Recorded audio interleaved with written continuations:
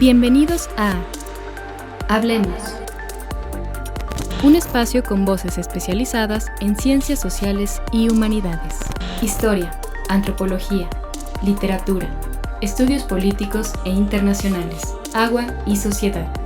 Divulguemos la ciencia. Ya comienza Hablemos. Hoy vamos a platicar de la historia económica en México, cómo las regiones van teniendo su propio desarrollo, sus propias dinámicas. Vamos a tener 4 especialistas que están hoy aquí en el Colegio de San Luis platicándonos sobre estos temas. Bienvenidos, bienvenidas, comenzamos. ¿Alguna vez te has preguntado cómo se ha construido la economía mexicana a lo largo del tiempo? Durante 3 días, especialistas de distintas instituciones del país se reunieron en el Colegio de San Luis para compartir investigaciones, ideas y reflexiones en las 5ª Jornadas de Historia Económica del Occidente de México.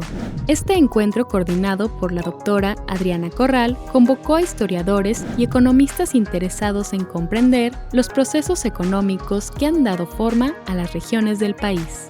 A través de mesas de trabajo, conferencias y presentaciones editoriales se abordaron temas como la historia fiscal y monetaria, las transformaciones del campo, las dinámicas del comercio y la participación de actores locales en escenarios globales. Más allá de revisar cifras y documentos, estas jornadas permiten mirar el pasado económico de México desde múltiples perspectivas, revelando las conexiones entre la historia, la sociedad y el territorio. Porque entender nuestra historia económica es también entender quiénes somos y cómo hemos llegado hasta aquí. Consulta las sesiones en nuestro canal de YouTube y no te pierdas de más eventos como este. ¿Qué tal? ¿Cómo están? Bienvenidos a este espacio desde el Colegio de San Luis. Nos da mucho gusto que nos estén acompañando. Y hoy, bueno, pues ya vieron que tenemos invitados especiales. Y es que están llevando a cabo acá en el Colegio de San Luis las 5ª Jornadas de Historia Económica del Occidente de México. Vamos a ir platicando un poquito a que nos vayan explicando de qué se trata este asunto, por qué es importante la historia económica, qué es la historia económica y qué relevancia tiene hoy en este pleno 2025, en este siglo XXI, que se esté revisando los empresarios, las actividades empresariales que ocurrían a lo mejor desde el siglo XIX, desde el siglo XVIII, en fin, todo este repaso histórico que, para bien o para mal, hoy todavía sigue teniendo seguramente impactos en la vida de todos nosotros. Está con nosotros la doctora Adriana Corral, quien, ustedes saben, es investigadora del programa de historia acá en el Colegio de San Luis. Doctora, ¿cómo estás? Bienvenida. Hola, buenos días, Lidia. Gracias por la invitación. Un gusto estar aquí con ustedes y con el doctor Luis Jáuregui. Es un honor para mí estar con él. Gracias, doctor Luis Jáuregui. Él es profesor investigador en el Instituto José María Luis Mora, también un centro público de investigación que pertenece a la Secretaría de Ciencia y Tecnología. Doctor, ¿cómo estás? Buen día. Buenos días, Lidia. Gusto en verte. Gracias. Bueno, pues vamos a platicar con ellos. Vamos a empezar para que nos expliquen desde su perspectiva qué es la historia económica. Empezaríamos por escucharte, doctora Adriana Corral. Muchas gracias, Lidia. Bueno, pues la historia económica son 2 conceptos que se unen. Historia, pues, es estudiar procesos en el tiempo. No tenemos un límite en cuanto a años, es simplemente procesos en el tiempo. Y cuando lo sumamos con la cuestión económica, la podemos desdoblar en diferentes aspectos, desde lo que puede ser la producción del dinero, el comercio, el movimiento de mercancías y las formas en cómo se pueden estudiar esos procesos en el tiempo pueden ser diferentes. Puede ser enfocándonos a una sola persona, a una sola empresa, puede ser al Estado, puede ser a una institución y desde el punto de vista local, estatal o internacional. A mí en lo personal es una disciplina que me encanta, me gusta muchísimo, da muchas posibilidades de estudio. Doctor Luis Jáuregui, suponemos que también a ti te gusta mucho estudiar la historia económica. ¿Por qué dirías que es interesante? ¿Qué es lo que le encuentras tú de particular y de atractivo? Bueno, primero y antes que nada porque es historia. Y todos tenemos una historia. Nuestra biografía, nuestra historia clínica, la historia de nuestro país o de nuestra región. Entonces eso la hace interesante y eso la hace relevante para todo el mundo. En el caso de la historia económica es porque se plantea una gran pregunta. Es cómo le ha hecho la humanidad para sobrevivir a lo largo de milenios por la vía de su esfuerzo personal, su vida comunitaria, su construcción de instituciones, etc. Cuéntanos un poco, ¿cuál es el tema que más te gusta o que más recientemente estás investigando y que tiene que ver con esta historia económica, particularmente desde alguna región en México? Bueno, a mí recientemente no, yo siempre he estudiado historia voy a decir una cosa casi que pecaminosa, pero historia de los impuestos.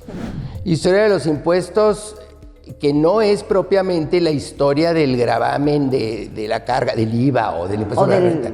No, exactamente. Es un poco la historia de cómo los hombres, y luego posteriormente hombres y mujeres, cómo los hombres empezaron a decidir cómo cobrar, puede decirse así, como un gobierno le cobra a la sociedad o le pide a la sociedad dinero, más bien es una cuestión de acuerdos.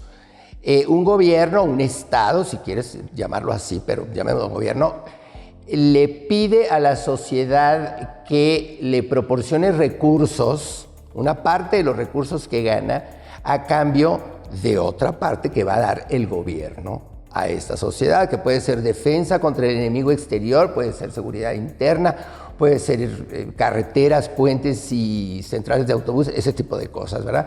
Entonces, esto requiere un proceso de negociación, un proceso de plática y de siempre estar en un constante diálogo.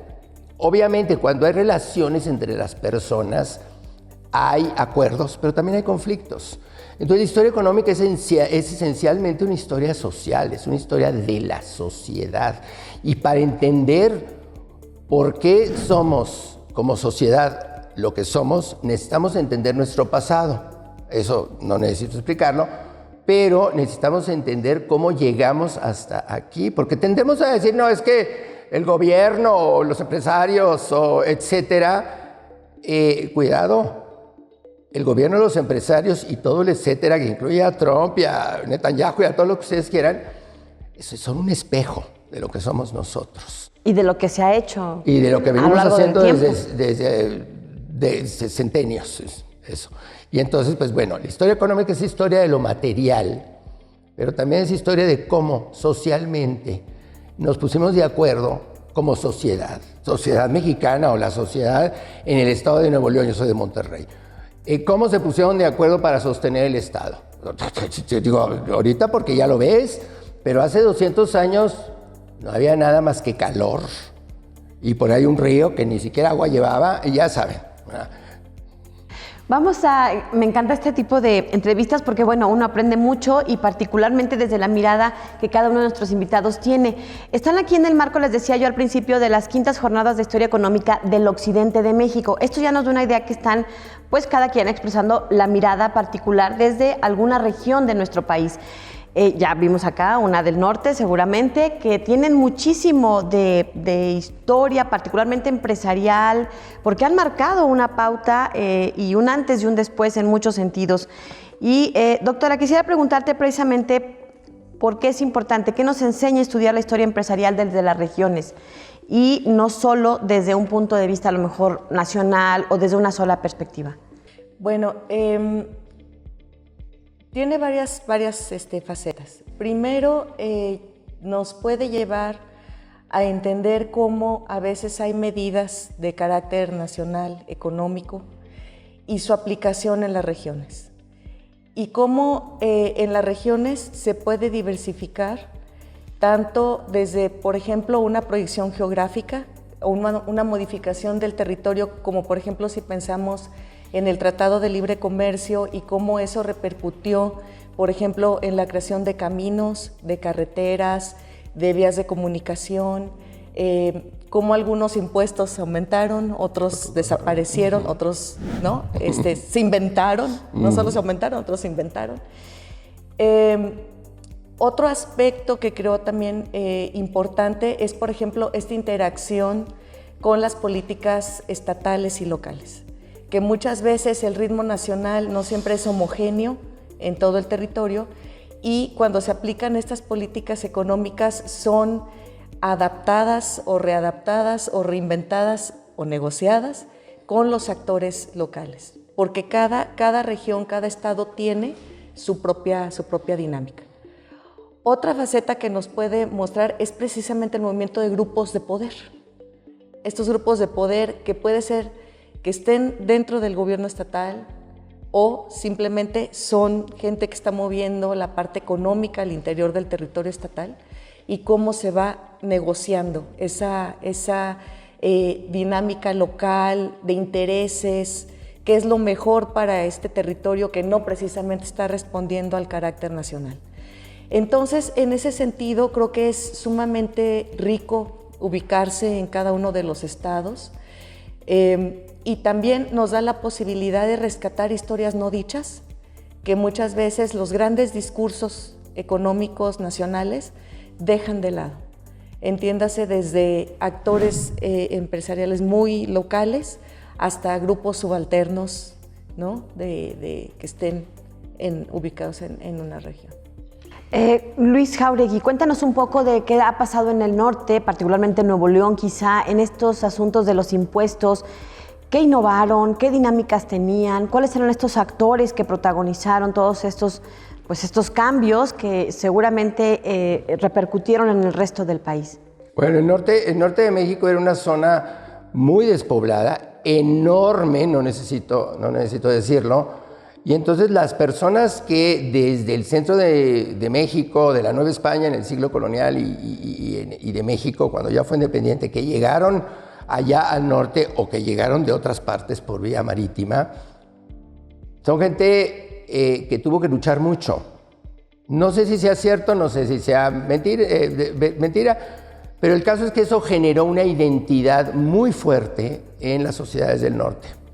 Cuando México pierde la mitad del territorio, la mitad del siglo XIX, y la frontera se desplaza hacia el sur, más o menos la que conocemos, evidentemente la economía más poderosa del mundo, no en ese momento, pero casi una economía muy pujante, se convierte en vecino de ese norte que viene acostumbrado a luchar contra los elementos, contra pues las tribus que vivían ahí, que no hacían fácil asentarse ahí, etc. Era gente acostumbrada a la lucha. Y eso creó una identidad. Y esa identidad generó un espíritu de lucha, un espíritu de contestar al gobierno en la Ciudad de México y de presionar para que las cargas fiscales, que son los impuestos, fueran considerando este elemento social de la pujanza del norteño, de la pujanza de la mujer, del hombre que llega a luchar y que lo tiene porque le echó muchas ganas. Y le costó también. Vamos a ir a una pausa y regresamos para seguir platicando con nuestros invitados de estos primeros dos bloques. Tenemos todavía más información y a seguir platicando de esto que es la historia económica de México. Continuamos.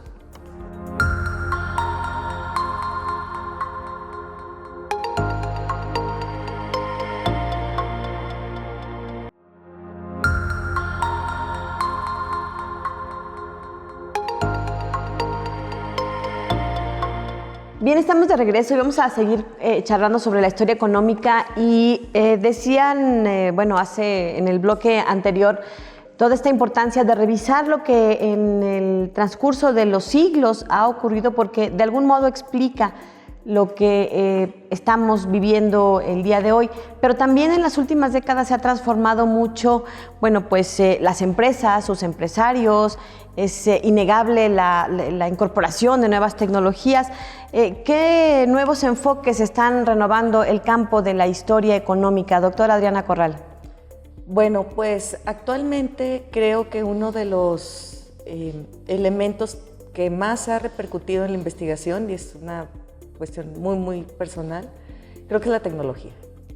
Creo que la adaptación de todos los avances tecnológicos ahora, como son la inteligencia artificial, cualquier tipo de app que nosotros estemos utilizando para hacer nuestros estudios, nos está planteando, o me está planteando como historiador, una reformulación de la forma en cómo se trata la información y también una forma de repensar cómo es la metodología, los conceptos, las hipótesis que pueden unir esta como forma de información tradicional que encontramos a los documentos potenciada con la tecnología.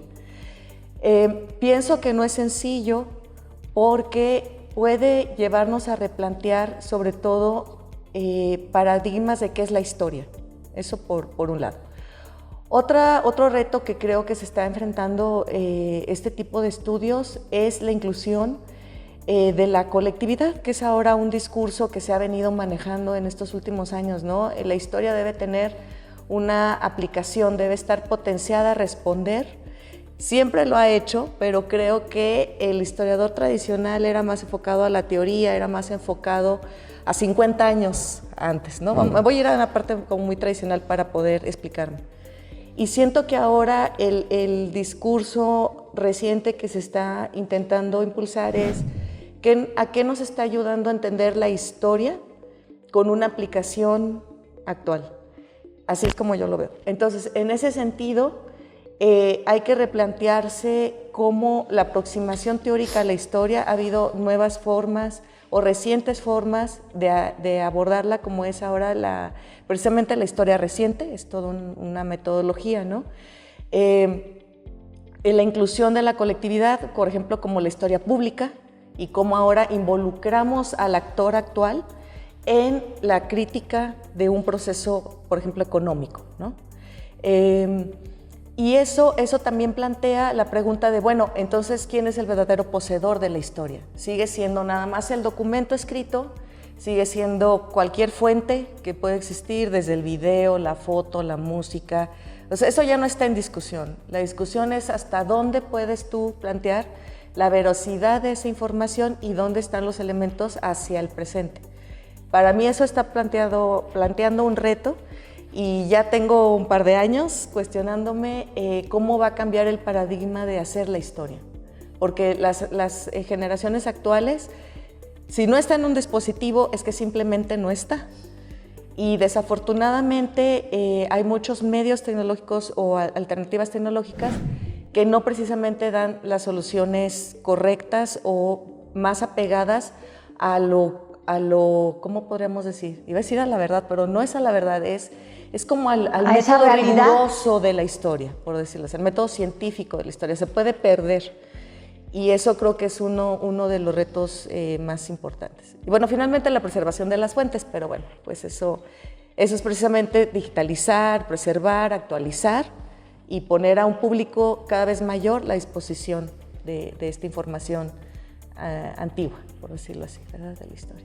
Misma pregunta, doctor Jáuregui. Pues mira, el pasado es infinito y el pasado material también es infinito. Y entonces, como ahora, gracias a las innovaciones tecnológicas, la manera de, o más bien el lugar en donde puede uno hurgar el pasado está al alcance de nuestros dedos. Entonces, la disciplina de la historia económica, que es voy a decir una barbaridad para mis colegas, pero no me importa, es una subdisciplina de la historia, no de la economía, aunque sirve mucho para la economía, mucho, fundamental. Es más, la economía no se entiende sin historia económica, pero yo me gusta verla más como una subdisciplina de la historia. Y si el pasado es infinito y las fuentes son casi infinitas, si no es que infinitas, pues entonces ¿qué miras del pasado cuando el pasado es infinito? Te enfrentas a un problema grave, entonces necesitas enfocarte a una pregunta concreta. Ahora, ¿qué define esa pregunta? Tu presente. Si tú tienes un problema ecológico grave, como lo que nos acaba de ocurrir aquí en la Huasteca, entonces tus preguntas, tu realidad te va a guiar a esa pregunta. ¿Qué llevó a ese problema? Es un problema fundamentalmente ecológico, tecnológico, y si quieres luego le agregamos lo político y todo lo demás. Pero entonces te fijas cómo poquito a poquito vas haciendo pequeño el foco para que tú puedas aportar una brizna, una cosita muy chiquita de la realidad del pasado, que junto con la que han hecho otros colegas del pasado y del futuro, nos van a dar como rompecabezas a piezas. ¿Me entiendes? Pero te da ya una idea. Es como cuando ves un rompecabezas, así que dices, bueno, ¿es una escena del campo o es una escena de ciudad? Digo, no necesitas armar el rompecabezas para darte cuenta de qué se trata y no se vale ver la caja. ¿Me entiendes? Entonces, la historia económica reciente o los nuevos enfoques de la historia económica exigen de una reflexión mayor. ¿Por qué? Porque las fuentes que tienes son abrumadoras. Imagínate tú que pienses de qué color era el chaleco blanco de Napoleón. Se han escrito 250,000 textos sobre Napoleón Bonaparte, desde que se murió el señor en 1821. Entonces, pues, a nadie le da la vida. Entonces tienes que decir, bueno, ¿qué onda con el chaleco? El chaleco era blanco porque dices que era blanco, pero ¿de qué estaba hecho? Alguna de esas pequeñas minucias que van construyendo una realidad, un rompecabezas. ¿Qué perspectivas de la historia empresarial y los empresarios siguen a partir de todos estos elementos que nos están mencionando? ¿Va a cambiar en algo sustancialmente? ¿Cómo hacerle ahora? Porque antes veíamos la foto, el acta constitutiva de una empresa, y ahora en este mundo digital va a impactar en la revisión histórica. ¿Cómo hacerle, o qué van a hacer ustedes los historiadores para enfrentar este tipo de realidades? Porque a lo mejor antes la información estaba guardada ¿se acuerdan de estos disquitos cuadrados y que ahora pues ya no hay ningún lector? O hasta del CD, ¿no? Que ya no hay lectores de CD. ¿Cómo va a impactar? ¿Cómo le van a hacer? ¿Y cómo se va a seguir estudiando la historia? ¿Qué elementos van a incorporar en esto? A manera de conclusión, porque nos quedan 2 minutos para cada quien. Bueno, rápidamente, desde un punto de vista teórico, yo creo que la reflexión, yo aumentaría el concepto de efímero. Es decir, hay muchas fuentes que están en internet, pero al rato ya no están. Hay muchas páginas que te brindan información y luego ya no están. Entonces, creo que la efemeridad, lo efímero de las fuentes sí va a repercutir. Hemos estado haciendo un cambio completamente a lo tecnológico. Simplemente antes era una carta, ahora es un correo electrónico, es un WhatsApp, es una página de Facebook. Yo me pregunto, de aquí a 30 años, los historiadores, ¿sobre qué se van a basar? Los historiadores, vamos a decir, del siglo XX para acá, ¿verdad? Porque las anteriores fuentes ahí van a estar. Entonces, sí, yo creo que debe haber una reflexión filosófica, teórica importante. Yo propondré ese concepto de lo efímero en las fuentes. Creo que ese es uno de los retos. Muy bien. Doctor Jáuregui. A mí me gusta la historia porque cuando el mundo todo completo ha enfrentado crisis severas, graves, como estoy hablando como la disolución de Europa después de las invasiones napoleónicas, o la Primera Guerra Mundial, o la Segunda Guerra Mundial, o la Guerra Fría. Siempre se han juntado los mandatarios, siempre se han juntado los asesores de mandatarios, siempre se han juntado todo el mundo. Y allá en el rincón hay historiadores. ¿Por qué? Porque la historia es machacona, no se repite, pero suena igual, rima. Alguien lo dijo, alguien importante, no es idéntica, pero tiene una rima que se repite. Y entonces de repente voltean a los historiadores y allí es donde los historiadores tienen su perspectiva, y es una perspectiva bastante acertada respecto de a dónde va la humanidad. Pero eso nada más es en situaciones in extremis del mundo. Y que estoy viendo yo, esta situación se acerca, se nos acerca. Y entonces, más que nunca, la disciplina de la historia económica, porque el problema económico del siglo XX es un problema muy grande, bueno, del siglo XVIII, XIX y XX, pero del siglo XX ya es una cosa enorme y crítica. Los historiadores económicos van a tener que decir, como decía un historiador económico que en realidad era economista, pero que tenía muy clara la conciencia de que la historia era importante, que se llamaba John Maynard Keynes, y a tener que decidir las consecuencias económicas de lo que han hecho los seres humanos en los últimos, pues cuando menos desde finales de la Segunda Guerra Mundial en 1945. Pues quiero agradecerles a los dos que nos hayan acompañado en este espacio. Gracias por su tiempo, doctor Jáuregui. Gracias, doctora Adriana Corral. Muchas gracias, Lidia. Bueno, pues vamos a seguir platicando. Tenemos 2 invitados que vamos a incorporar acá a esta charla y por lo pronto despedimos a nuestros primeros invitados especiales. Qué gusto poder platicar con ustedes, les entendí perfecto y que son muy didácticos y que son muy amenos. Así que espero que ustedes hayan disfrutado esta misma charla. Recuerde que estrenamos hoy y ya mañana está en el canal de YouTube del Colegio de San Luis. Continuamos. ¿Quieres entender cómo se toman las decisiones que cambian al país? La Maestría en Asuntos Políticos y Políticas Públicas del Colegio de San Luis te ofrece una formación sólida para analizar, investigar y proponer soluciones a los problemas políticos y sociales de México y del mundo.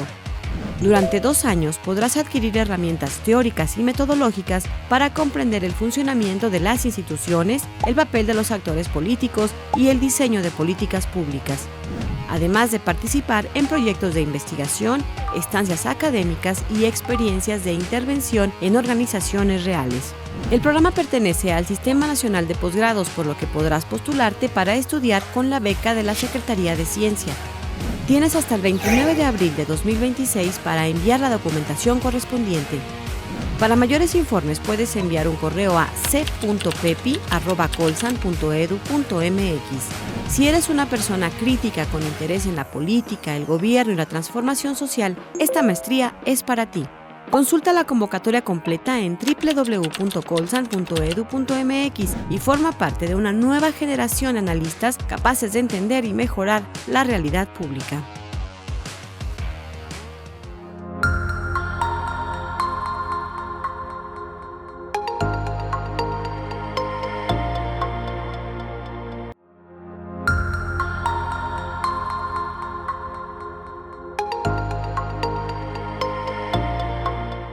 Bien, estamos de regreso. Vamos a incorporar a esta charla 2 invitados especiales que también nos están acompañando acá en el Colegio de San Luis en el marco de estas 5ª jornadas de Historia Económica del Occidente de México. Y está con nosotros la doctora Araceli Almaraz.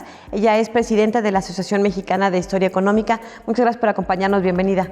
No, al contrario, gracias a ustedes y pues estamos en unas magníficas instalaciones. Muchas gracias. La verdad es que siempre decimos, está bien bonito el Colegio de San Luis. Está muy a gusto caminarlo, platicar, vivirlo, trabajar aquí. También está con nosotros el doctor Javier Pérez Siller. Él es académico de la Benemérita Universidad Autónoma de Puebla. Gracias por estar con nosotros. Bienvenido. Muchas gracias, Nidia. Estoy súper contento porque es mi tierra y el Colegio de San Luis también es mi casa. Ya decía que ese Siller me sonaba. Muchas gracias por estar con nosotros. Bueno, a ver, platíquenos un poco cuál ha sido para ustedes la importancia de mirar de manera descentralizada la historia económica en nuestro país, particularmente, bueno, pues ustedes desde esta Asociación Mexicana de Historia Económica también tienen como esta mirada regional. ¿Por qué? Bueno, eso es ahora, pero la asociación se creó en el 98 y unos años antes, en el 93, antes de la nacional, tuvimos la Asociación de Historia Económica del Norte de México. Y digo eso es ahora porque mucho tiempo, y así ha sido siempre, ¿no? El centro político del país también es el centro de las investigaciones y la UNAM y el Colegio de México. Entonces, después de varios momentos, finalmente llegamos a las jornadas de Veracruz y ahí por primera vez salió el grupo grande de historiadores económicos para sesionar, debatir, reflexionar en una región. Luego, el año pasado tuvimos nuestras jornadas nacionales en Tijuana, con también una organización binacional, porque no podemos entender Tijuana sin San Diego, ¿no? Pero otro aspecto muy importante es lo que estamos viviendo en esta ocasión, que son las 5ª jornadas de Historia Económica de Occidente. Otra gran labor que se ha hecho a nivel regional justamente para confrontar, dialogar, reflexionar lo que pasa fuera del centro del país. Así que yo lo que te podría decir es que estamos abriendo, o sea, la Asociación Mexicana sí que está siendo mexicana en todas sus regiones, no solamente desde el centro del país, y eso pues abona mucho a comprendernos desde los distintos territorios. Doctor Ruiz Pérez Siller, cuéntenos cuál ha sido como la importancia o por qué voltear a ver esta mirada desde las regiones, desde los estados. Bueno, el problema es que nosotros no nos entendemos si no entendemos de dónde somos, desde la familia, la cuadra, el barrio, la comunidad, la ciudad, y de ahí vamos construyendo nuestra identidad y vamos construyendo también una mirada sobre nuestro pasado. Sin embargo, en la historia de un país, el país tiene que construir algo que unifique a todas esas partecitas que lo conforman. Y a fuerza de ir construyendo esto, se van construyendo historias, porque la historia, a final del cuento, es lo que hacen los historiadores. No existe el pasado, el futuro es una esperanza, lo único que existe es el presente, y lo que han hecho los historiadores es lo que nos dejan ahora, y entonces nosotros nos explicamos el mundo a partir de ahí, y ese centralismo que se empezó a hacer, como que opacó un poco lo que pasaba en las regiones, lo que pasaba en las ciudades, lo que pasaba en las familias y lo que pasaba incluso en los individuos.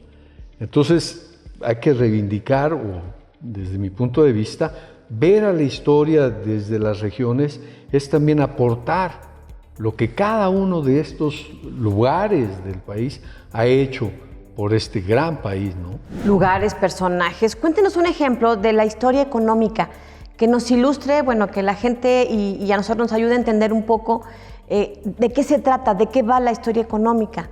En el caso de, bueno, cuéntanos, doctora, por favor, ¿cuál dirías que es un ejemplo que podría ayudarnos a entender la importancia, o un caso, un hallazgo que nos ilustre estas relaciones de poder, estos actores regionales, cómo se construyó, cómo las familias se relacionaban, un poco sobre el norte de México, que tiene muchísimo que enseñarnos? Uy, ejemplos hay muchísimos. Pero, por ejemplo, no sé, les podría decir a los radioescuchas o a los televidentes de tu programa que si pensamos, por ejemplo, en los grandes empresarios de México, bueno, pues seguramente se nos van a venir a la cabeza nombres como Slim, no sé, los Zambrano de Monterrey, pero de pronto empezamos también a decir, bueno, hay un empresariado mexicano, hay un empresario mexicano. Pues no hay un empresario mexicano, hay muchos tipos de empresarios. Entonces, la historia económica te permite justamente, y con esta amplitud, tanto de temas, pero sobre todo de reflexiones a nivel regional y de investigación a nivel regional, pues te permite hablar, en mi caso, por ejemplo, de las familias que impulsaron los comercios que se refieren a la frontera. Un Dorians, que bueno, ya lo compró Slim, ¿verdad? Pero bueno, que fue local. O empresas como Caliente, que ahora la tiene otro personaje, ¿no? Pero que surgió con los primeros hipódromos de la ciudad, ¿no? De Tijuana, y donde también además hubo alguna que otra invención, innovación, como fue el casco de los jockeys, de los corredores de caballos, que se empieza a utilizar por ahí de la primera década del siglo pasado. Entonces, a eso te enfrenta el reflexionar y el tener todos estos espacios de debate, de decir, no hay una unicidad en el caso de los empresarios para entender al empresario mexicano, sino que hay muchas rutas, hay muchas trayectorias empresariales, muchos personajes, que justo lo que decía Javier, te lleva a la comunidad, al barrio, al terruño, a ese espacio que te da identidad sin dejar de ser mexicano, pero que sí te da una especificidad, ¿no? Entonces, en ese sentido, ¿no? Pues totalmente de acuerdo con esta idea de recuperar el barrio, la comunidad, como estas formas de socialización, y también entre los empresarios se da, ¿no, Javier? Claro, y no solamente entre los empresarios, sino también entre aquellos que trabajan para los empresarios. Pensemos cómo se empezaron a crear este tipo de especializaciones. Pues eran gremios, ¿no? Artesanos que tenían un cierto saber de cómo transformar la materia en objetos específicos, que es un poco la historia económica. Es decir, la historia económica, pues cómo primero te alimentas, ¿no es cierto? ¿Cómo sobrevives? Estos grupos humanos que migraban buscando cazar algo para alimentarse, empezaron a construir, cuando no tenían que comer, una memoria, porque si comes esa fruta, resulta que el otro empieza a vomitar. Entonces, si yo no construyo una memoria, no sobrevivo. De sobrevivir, no solo de comer y de existencia. Y esa memoria ahora es la historia. Hemos construido una historia. Entonces esto se va especializando y estos artesanos van construyendo saberes que después, con la revolución industrial, se articulan en tecnología, en máquinas. Y hay obreros que no aguantaron y golpeaban las máquinas porque los desplazaban a ellos, ¿no es cierto? Entonces, la historia económica es de los empresarios, sí, que intervienen, de los obreros, sí, de la tecnología también, de los saberes y también de la, vamos a decir, que identidad que esta persona tiene con vender sombreros y vender sombreros en una región. Y ellos son sombrereros. Y hay todo un grupo de sombrereros que se juntan para ir al Bajío, desde aquí de San Luis Potosí, ¿no es cierto? O otra persona que, como los Herrera, Filiberto Herrera, ¿quién era este personaje? Comerciante, luego banquero, luego tenía una serie de negocios, ¿no es cierto? Aquí mismo en San Luis. Entonces, y mucha gente trabaja para ellos también. Y esa gente que trabaja se siente parte de algo. Hay una identidad ahí, ¿no es cierto? O sea que la historia económica no es solamente lo material, no es solamente lo administrativo, no es solamente lo tecnológico, no es solamente la ciencia, sino también es un imaginario en donde nos sentimos parte de reproducir una sociedad y de hacernos a nosotros mismos.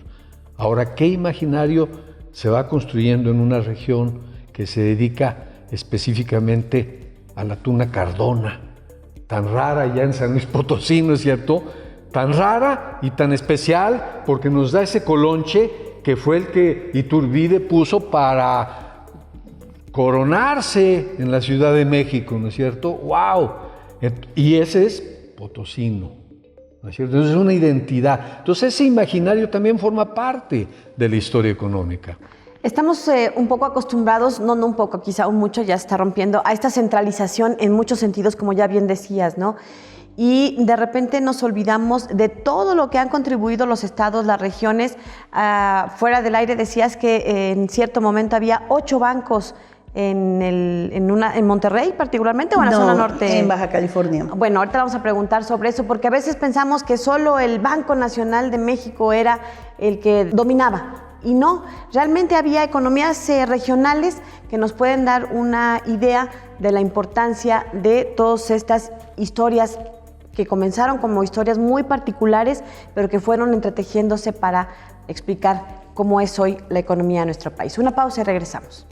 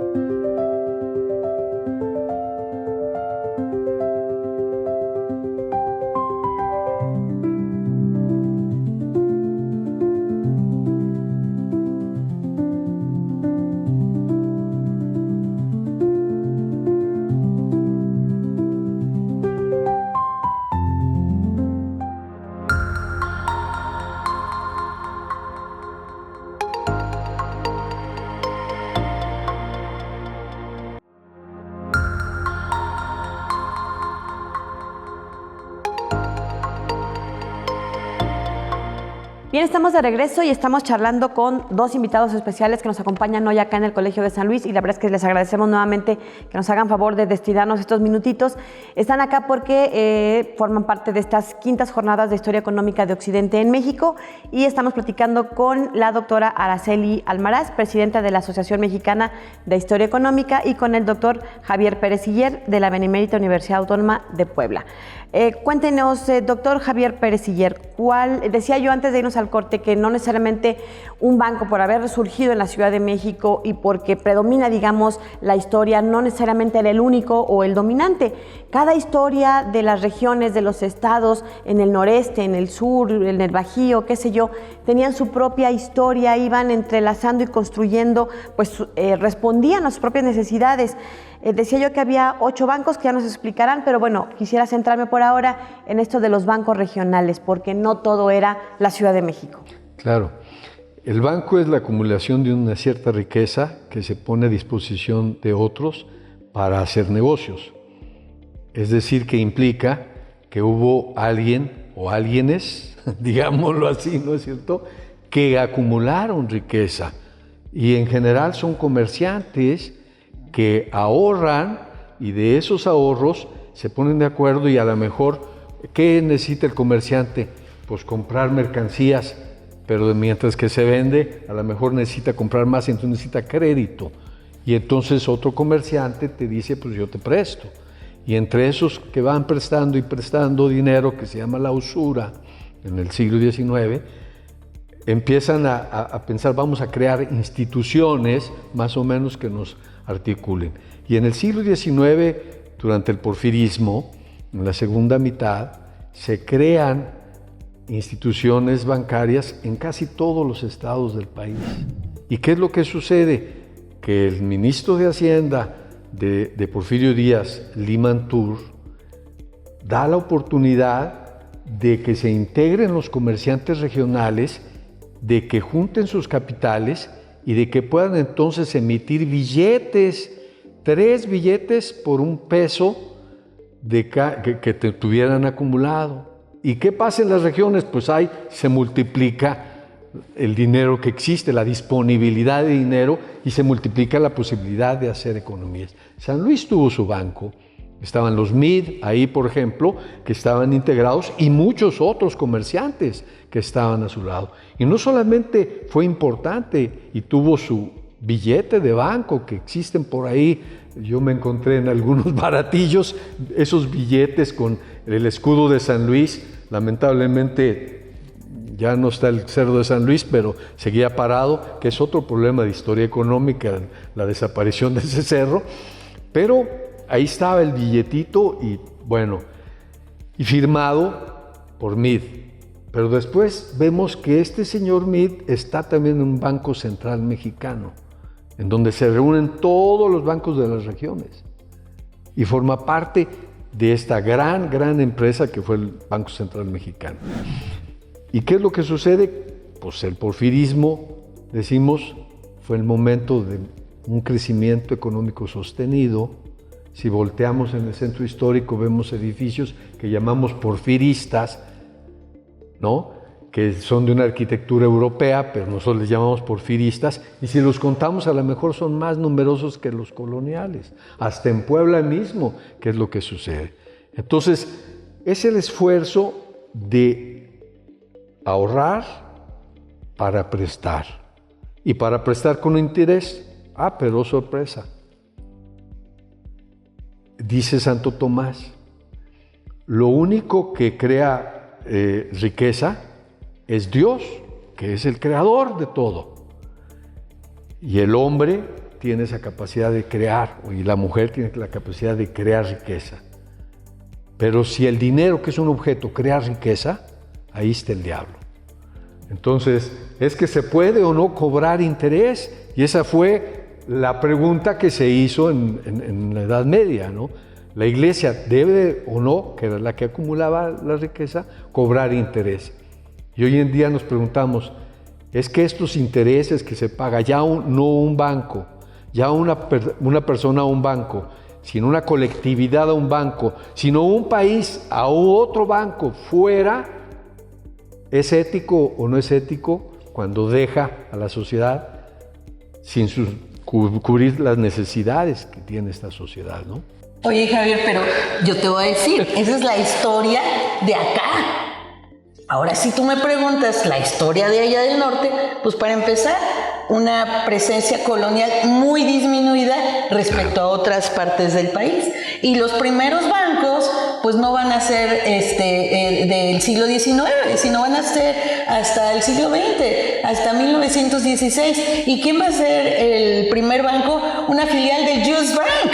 Porque somos frontera, porque somos del norte fronterizo con una relación muy estrecha con lo que está sucediendo en el otro país, ¿no? Y más en esta zona del noroeste que todavía es mucho más reciente que el noreste, ¿no? Entonces, justo ahí la historia económica nos permite ir visualizando estas realidades distintas, ¿no?